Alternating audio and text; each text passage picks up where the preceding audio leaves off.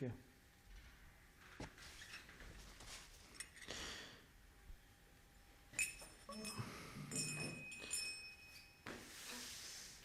Jaya Radha Madhava Kunja Bihari Gopijana Vallabha Girivardhari.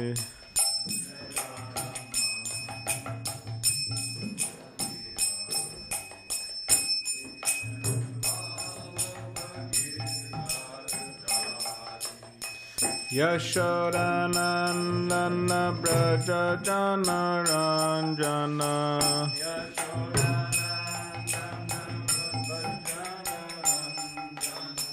Yashodanandana Braja Jana Ranjana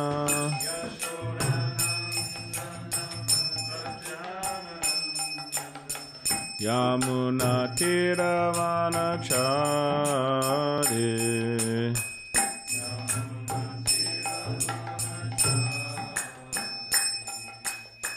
Yamuna Tiravanachari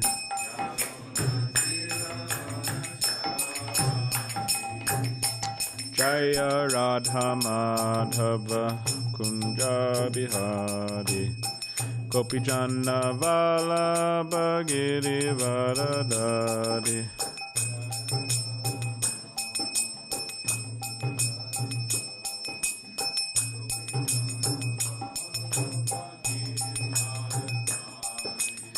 Yashodanandana Brajajana Ranjana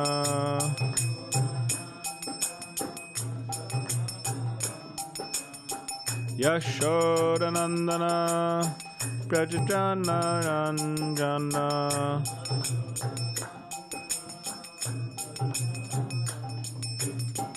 Yamuna Tiravanachari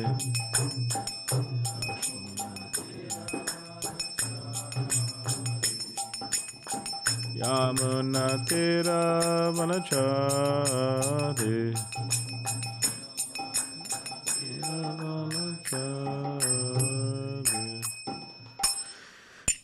Jam Vishnupada Paramahamsa Parivrajagacharya Ashtotara Shatashri Srimad Svangrace Bhaktivedanta Swami Prabhupada Ki Jai. Grantriyat Srimad Bhagavatam Ki Jai. All glories to the assembled devotees, all glories to the assembled devotees, all glories to the assembled devotees, all glories to Shri Guru and Shri Guranga.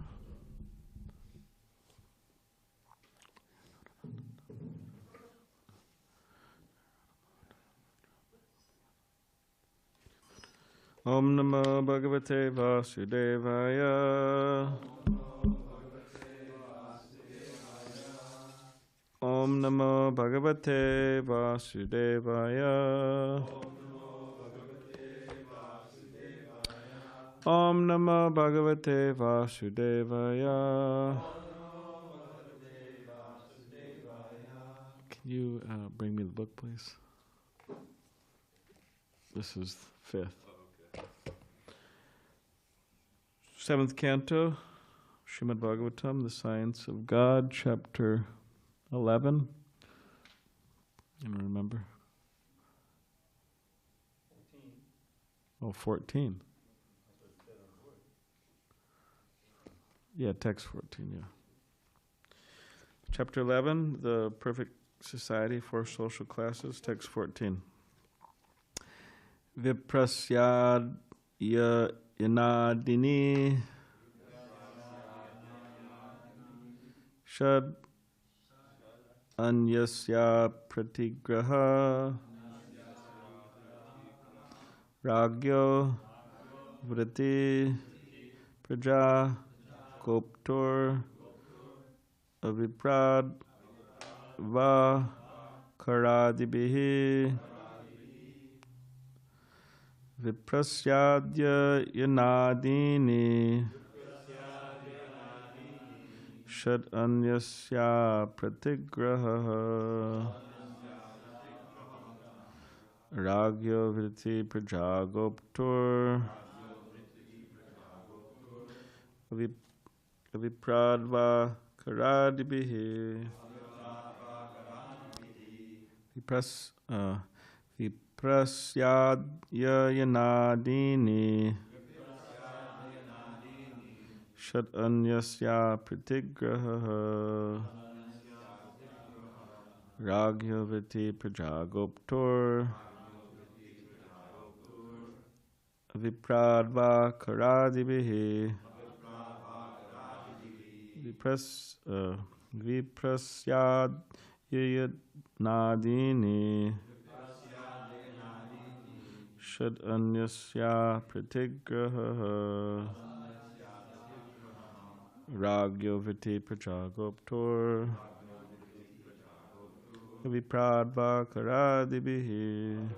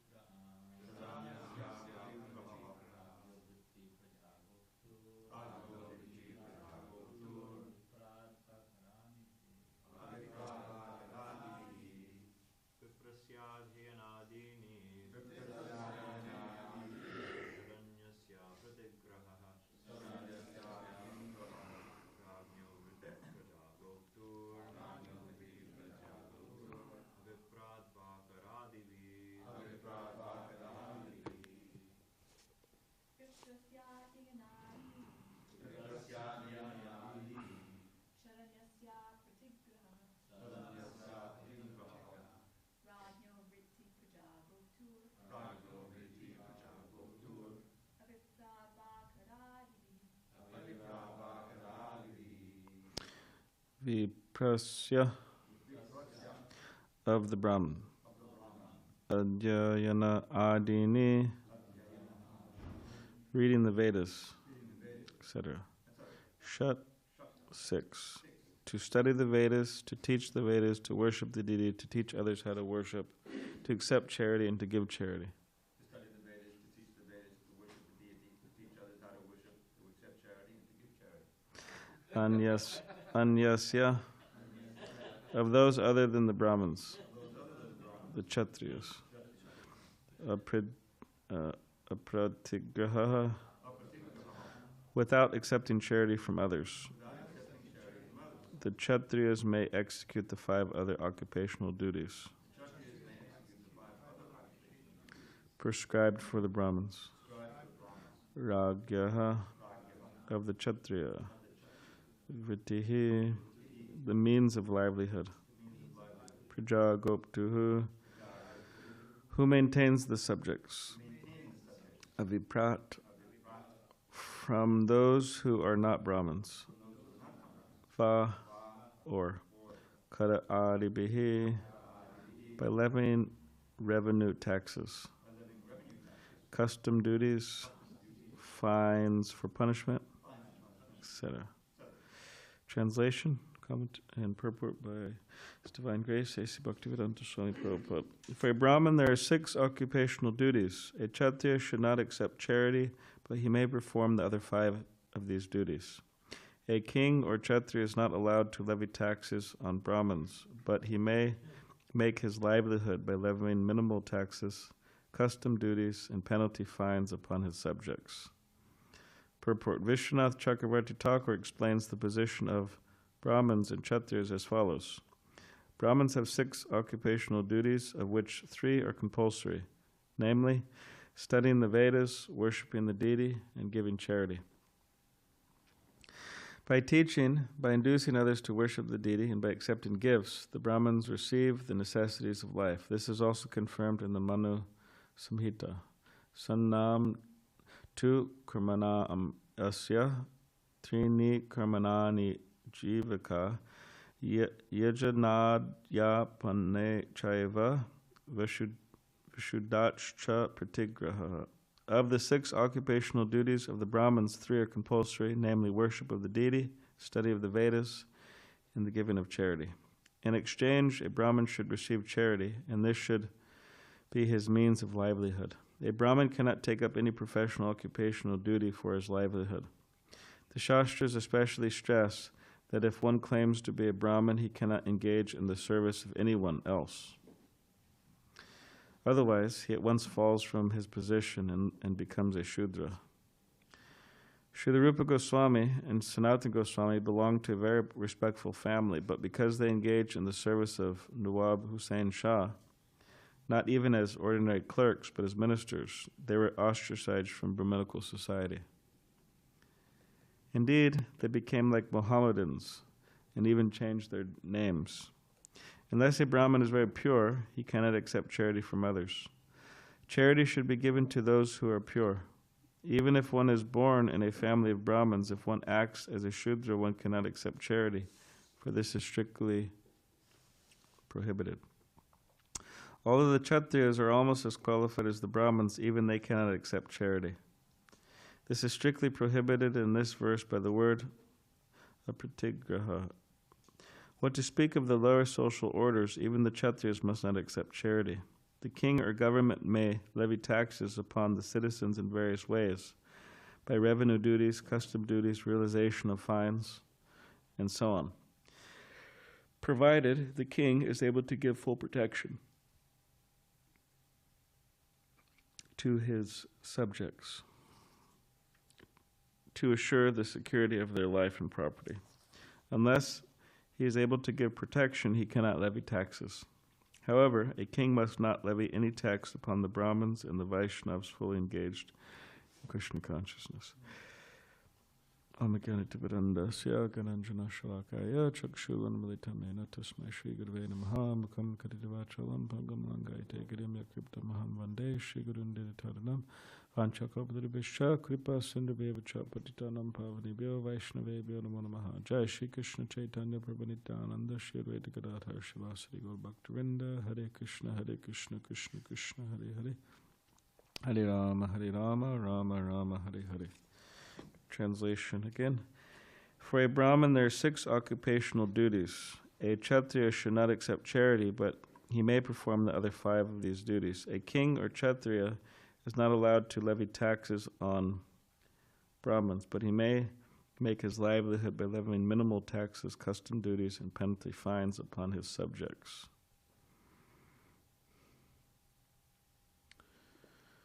So, patana, yajana. So there are 6 occupational duties for a Brahmin, as being explained in the purport. Srila Prabhupada explains this in the purport. To accept or to engage in deity worship is one of those duties. To teach deity worship, to study the Vedas, to teach the Vedas, to accept charity, and to give charity. These are the 6 occupational duties of a Brahmin. So, to claim a title, claim a title, or to claim a position, or to say one is something, and to not perform those particular duties, that's we would consider that to be one of the main faults in this age. People claim so many titles and positions, but they don't live up to those responsibilities. Just like from our perspective, or from the perspective of the Srimad Bhagavatam,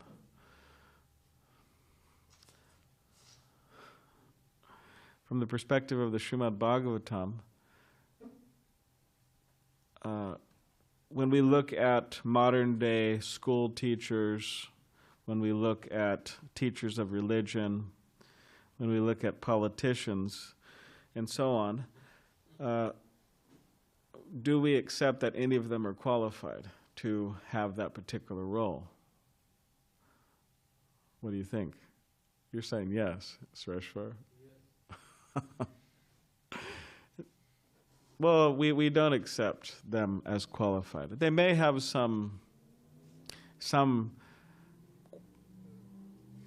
qualities that may help in whatever they're doing, but we don't really accept them as being qualified for the position, really. Therefore, Srila Prabhupada, he would use the term so-called quite a lot. If you look it up, he used it thousands of times. So-called, so-called, so-called, so-called. What would he would say? He would say so-called scientists, so-called religionists, so-called gurus, so-called yogis, so-called swamis, so-called politicians, so-called philosophers, so-called scholars, so-called religion, so-called learned persons, so-called happiness. And he didn't just say it once, but he would say it quite often. And it would pseudo, yeah, pseudo. So yeah, from our particular perspective, there's a lot of so-called positions or people in these positions. In other words, unqualified people. Once Srila Prabhupada was devotees invited a professor of Hinduism to meet Srila Prabhupada, and so the man came into Srila Prabhupada's room, and then Srila Prabhupada asked him, so what is the definition of a Hinduism? And the man said, I'm not sure. I don't know. And then Srila Prabhupada said, oh, you don't know, but you're teaching Hinduism. You should know. And then Prabhupada turned to Bhakti Swarup Damodar. And he said, oh, Bhakti Swarup Damodar, what do you call somebody who teaches something but they don't know? What do you call that person, Bhakti Swarup Damodar? And then Bhakti Swarup Damodar said, oh, Prabhupada, you call him a cheater. He's a cheater. I mean, that's like really intense. But, I mean, Srila Prabhupada was very bold, and yeah, that's one instance. There's many instances of Srila Prabhupada dealing with people like this. So to say that one is a Brahmin, or to claim that position, one should have the qualifications. One should perform these particular duties: deity worship, teaching deity worship, studying the Vedas, teaching the Vedas, accepting charity, giving charity. Sometimes it is said that the Brahmins they eat on behalf of the Supreme Lord. There's actually a verse in the 5th canto. We'll take a look at that. It doesn't go into detail about it, but it mentions it. And later we will discuss some of the purport. It's an interesting purport. So Srila Prabhupada said, or the verse, this is the 5th canto, chapter 5, Lord Rishabhadev's teachings, text 23. O respectful Brahmins, as far as I am concerned, no one is equal or superior to the Brahmins in this world. I do not find anyone comparable to them. Now, of course, when hearing this, it's not that the Brahmins think, "Oh, great, there's no one superior to me in this world." Of course, the Brahmins by nature are humble. They don't think of themselves like that. But this is what's being stated. When people know my motive after performing rituals according to the Vedic principles, they offer food to me with faith and love through the mouth of a Brahmin. When food is thus offered unto me, I eat it with full satisfaction. Indeed, I derive more pleasure from food offered in that way than from the food offered in the sacrificial fire. So there's this idea that, okay, you feed Brahmins and it's equal to feeding Krishna. He eats like that through the mouths of the Brahmins. Now, if a Brahmin is to think, okay, great, I could, eat on behalf of the Supreme Lord, but they also have to speak on behalf of the Supreme Lord. They have to give transcendental knowledge. They have to teach others, as it's being stated here. One says, teach the Vedas. Or if someone was to think, okay, great, a Brahmin, one of the principles is I accept charity. All right, wonderful. But one also has to give charity. One has to do all these other duties as well.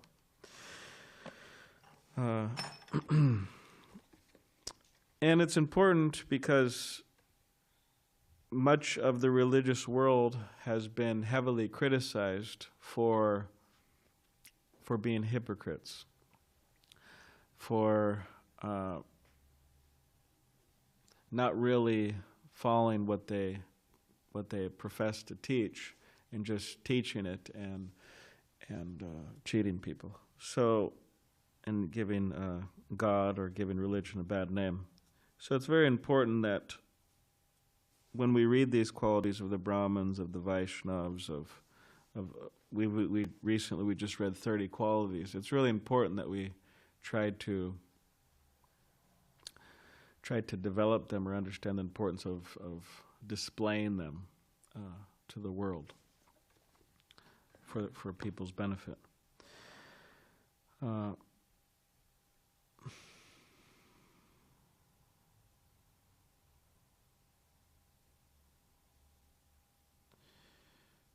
Now also,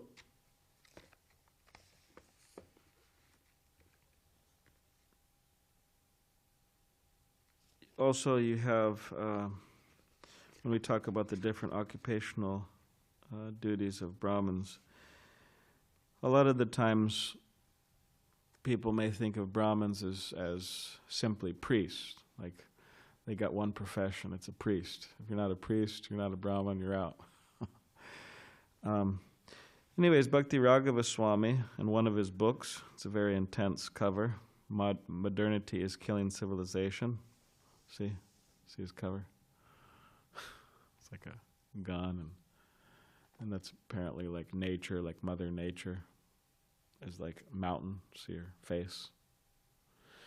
And anyways, he's writing all these very intense things on the chemical farming, suicide, malnutrition, nuclear warfare, corruptions, on and on, poverty, drugs, earthquakes, hunger, all this stuff going on in the world. So, but he goes into many different topics, cow protection and varnashram and many other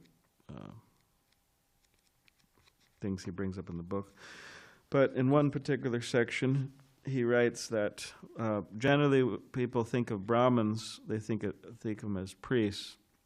However, there are many professions attached to this particular varna, most of which take many years of formal training, after which one becomes known as a Vaidya. So he means a specialist in some particular branch of Vedic knowledge. So he says it includes astrologers.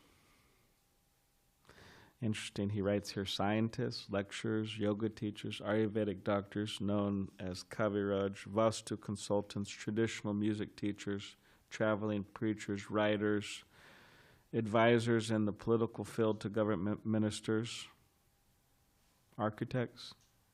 No, editors. Huh? Editors? Yeah, editors. The underlying principle in all of the above occupations is the mode of goodness that such Brahmins must emulate. A Brahmin by nature fully depends on the Lord and will never accept salary from anyone. He will accept donations, but will also give as donations any excess that he has received. So Srila Prabhupada give an example that a Brahmin can collect $1 million. Now, $1 million nowadays is not so much like it used to be. You know, you could buy a little studio here in Pacific Beach for $1 million. close to $1 million, because you're, by the ocean. But Srila Prabhupada give that example, and many years ago it meant, it was a lot much more money, the $1 million. So he would say, Brahma could get $1 million in a day, and then and then by the night time it will be gone. He'll spend it for Krishna. He'll do something good with it, spend it for Krishna, give in charity. So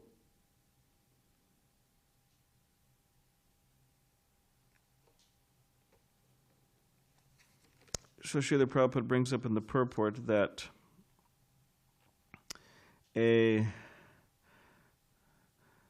Shastras especially stress that if anyone claims to be a Brahmin, he cannot engage in the service of anyone else. Otherwise, he at once falls down from his position and becomes a Shudra. So, at present, if we were to say anyone who's working for somebody else and accepting a salary, you're all fired from your Brahminical duties. No more going on the altar. Many temples would be closed. Actually, I don't know. At least there'd be a lot of struggling going on. But this is the standard, actually, and this is what as a society, the International Society for Krishna Consciousness, we're meant to move towards. And in this particular 5th canto, this purport, Srila Prabhupada explains more about this particular point, and we could read some of it. According to the Vedic system, after the sacrificial ceremony, the Brahmins are invited to eat the remnants of the offered food. When the Brahmins eat the food, it is considered directly eaten by the Supreme Lord. Thus, no one can be compared to qualified Brahmins. The perfection of evolution is to be situated on the Brahminical platform. Any civilization not based on Brahminical culture or guided by Brahmins is certainly a condemned civilization. So, when I say as a society, the Hare Krishna movement, we're meant to be moving towards many ideal standards. At least we should try to introduce those within our own society, the Hare Krishna movement. Srila Prabhupada's mentioned here that a society in general that's not guided by Brahmins, it's a condemned civilization. Does it look like modern society is guided by Brahmins? I don't think so. Now, to imagine the present modern society being guided by Brahmins, that may seem like a long stretch, like, oh, really? Is there ever going to be a time? And that may take some time. But at least within our own society, the International Society for Krishna Consciousness, it should be guided by Brahmins. It should be guided by persons learned in Scripture, persons who are displaying all of these, all the good qualities that Brahmins display, and who are neutral, who are not, if you want to use the word, politicians. It should be guided by such persons. And if you want to talk on a more, so it's important to try to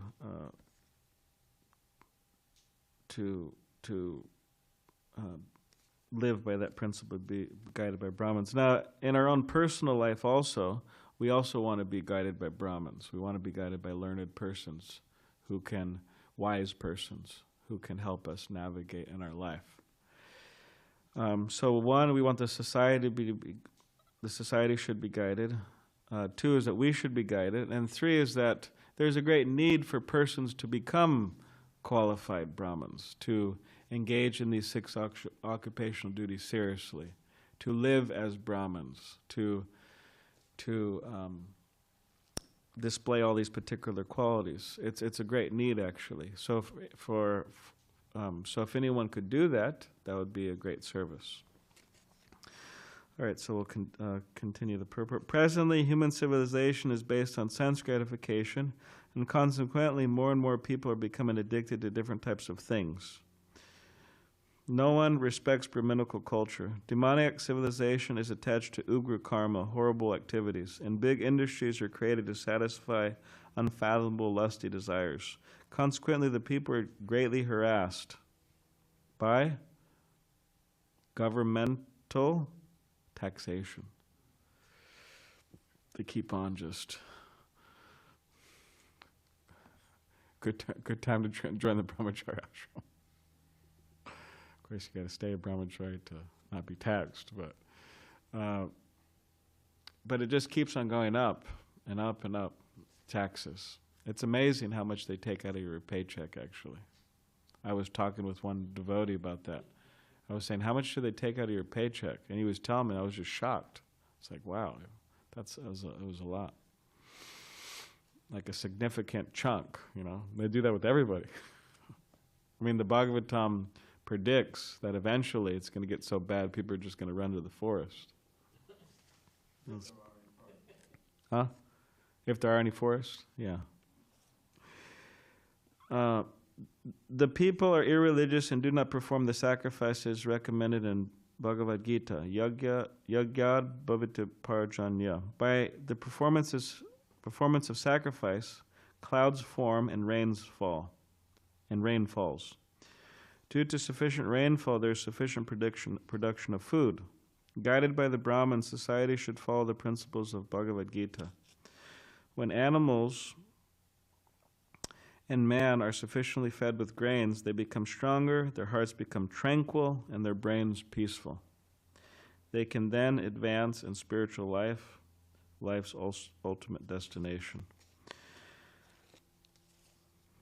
All right, does anybody have any question or... Yes, Dujmani?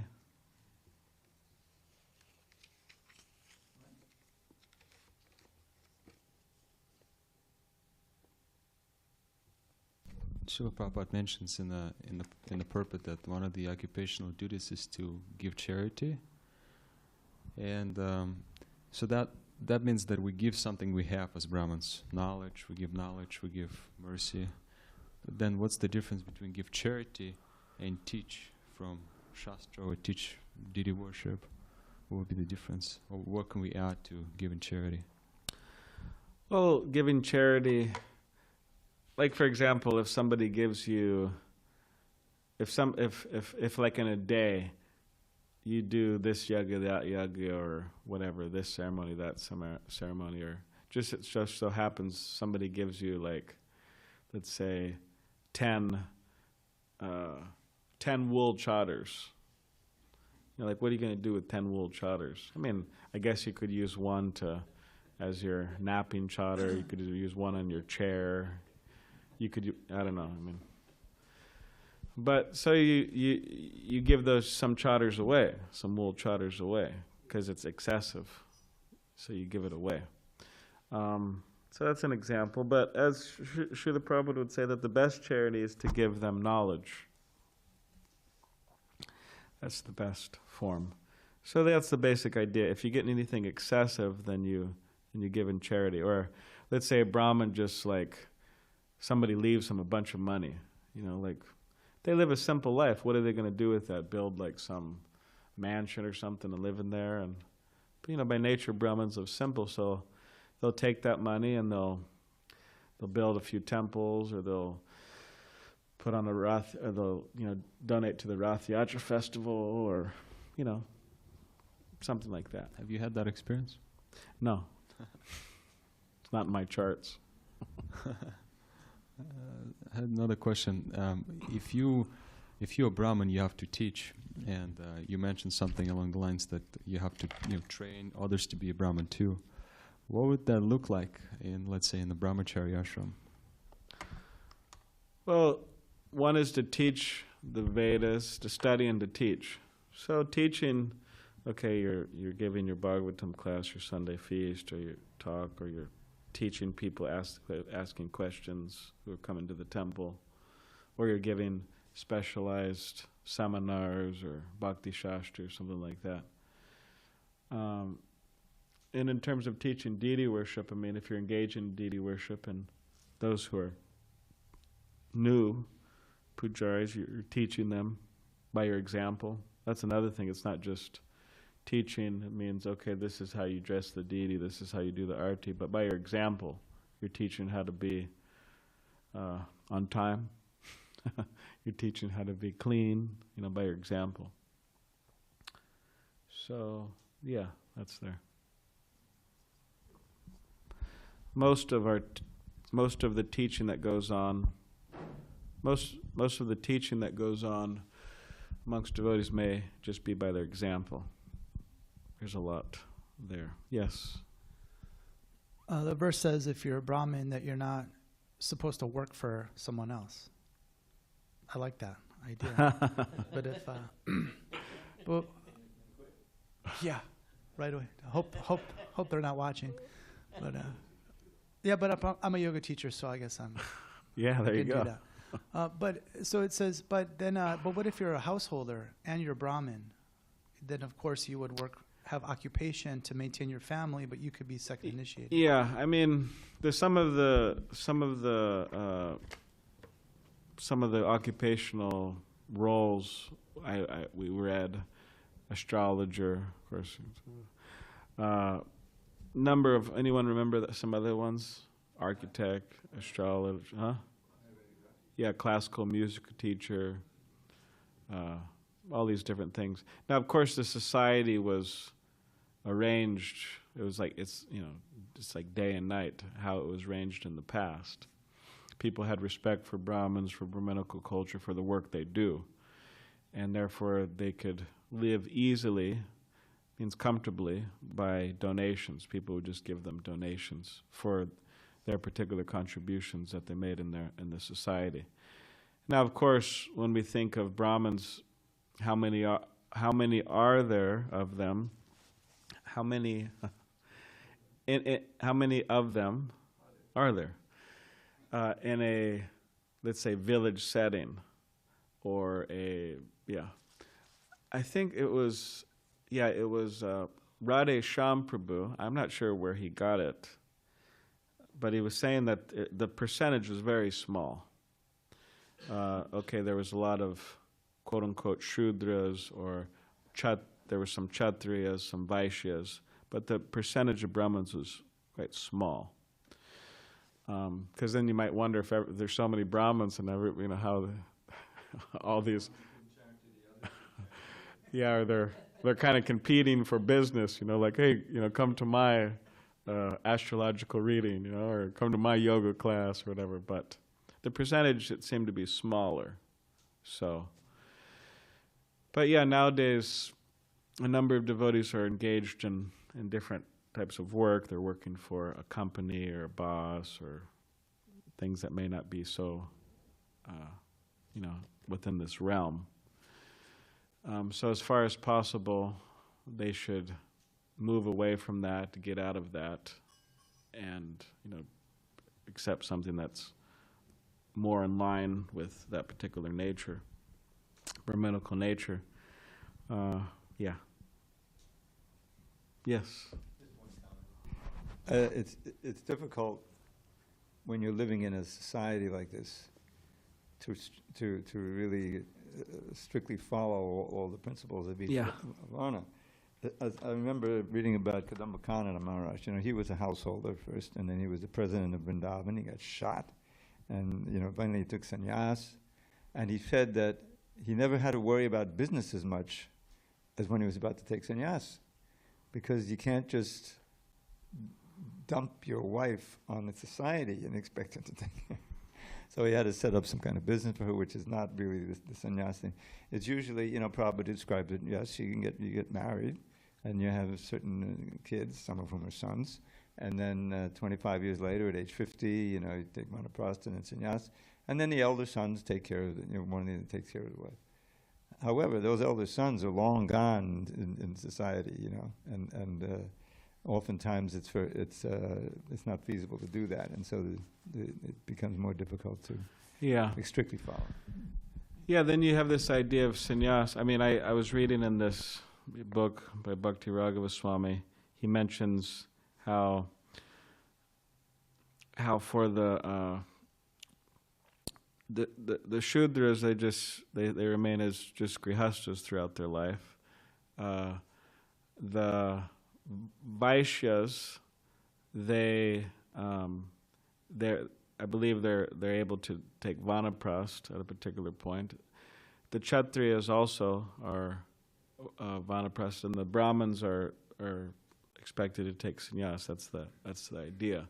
So then, I mean, because living as a vanaprastha, I mean, it means technically you're there with your wife. So, of course, how the family setup is these days, I mean, like you said, it's somebody's living in Toronto, Canada, another person's living in Chennai, the mom's living in Chennai or whatever, and it's just, the whole thing's very strange, actually. Instead of them staying in a nice little group, family group, it's just like, there's no real, it doesn't seem that there's much of a family, on that basis anyways, much of a family happiness. How can you be a happy family if you're living thousands of miles away from each other? Yeah, just WhatsApp, FaceTime. Oh, hey, all right, nice to see you. I love you. Love you too. When am I going to see you? I don't know. Maybe for a couple of days when I make it out there next year, you know. Okay, love you. But I was thinking about Srila Bhakti Siddhanta Saraswati Thakur. He had an interesting idea. I don't know if it actually took place, but his idea was that in Mayapur there would be a place like an ashram where women can retire to. Maybe you could say women who something's happened with their family situation, didn't work out, or whatever it may be. But such women, I mean, it'd be nice to have such facilities nowadays. You know, you have a place where, women could go. But yeah, there has to be all types of facilities made for women who are widows, for children, for cows, all of these different classes of people. They need support. And I heard recently in Alachua, I think a lot of devotees over there, but they're starting to they're thinking of building, they may have started it, but something like they did in Tucson, which makes sense. I mean, it's a huge community.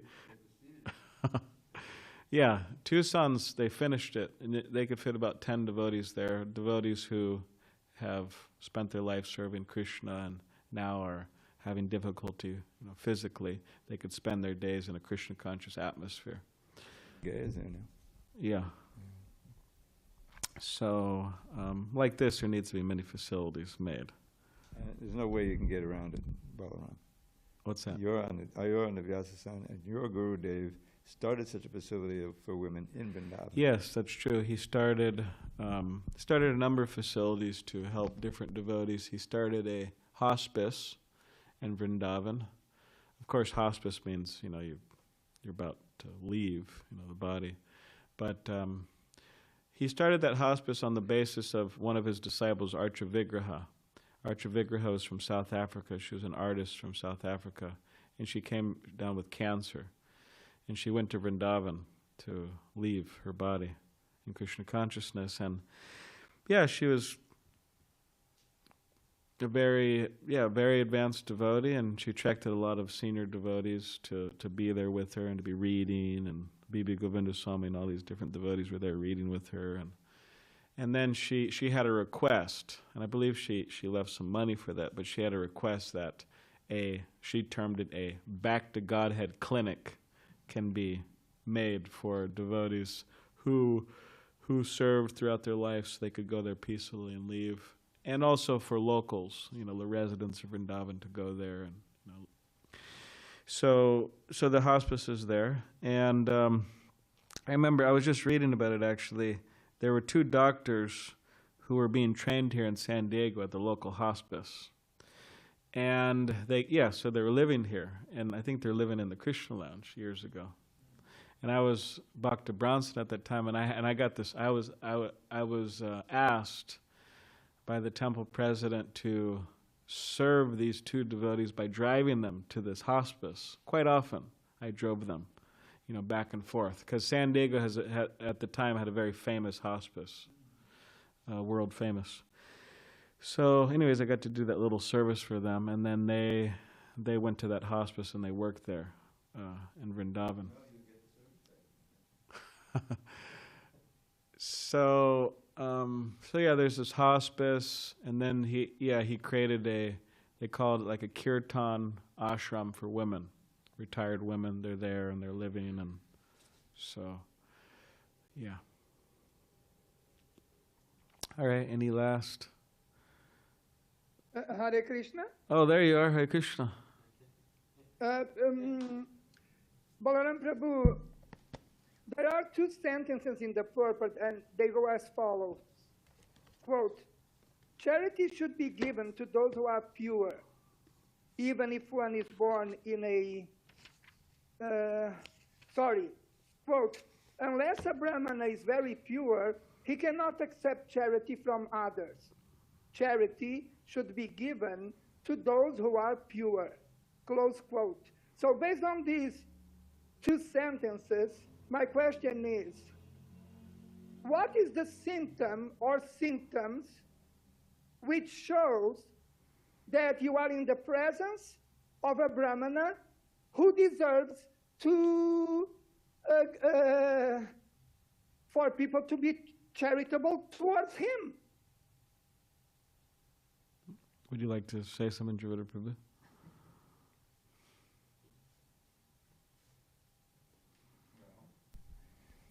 Satyam Shaucham, there's a verse in the 18th chapter describing the qualities of a Brahman.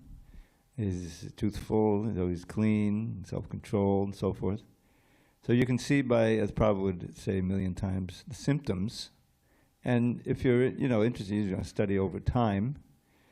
And then you can see, such a person is worthy to give charity, that they're following. And of course, the thing is, in the temple environment, you have Brahmins who are attached to the temple. So you should know that the charity you give them, they may spend some of it on personal necessities, but they'll probably give most of it to the temple. But it's always the same thing. You see the qualities that someone is manifesting, and you say, well, this person seems to be a genuine Brahmin, and I can give him $10 on Janmashtami. Yeah. Does that satisfy you? Completely. Thank you very much. Hare Krishna. Okay, good. All right. Did you have something, Chad? Okay. Granta Srimad Bhagavatam ki jai.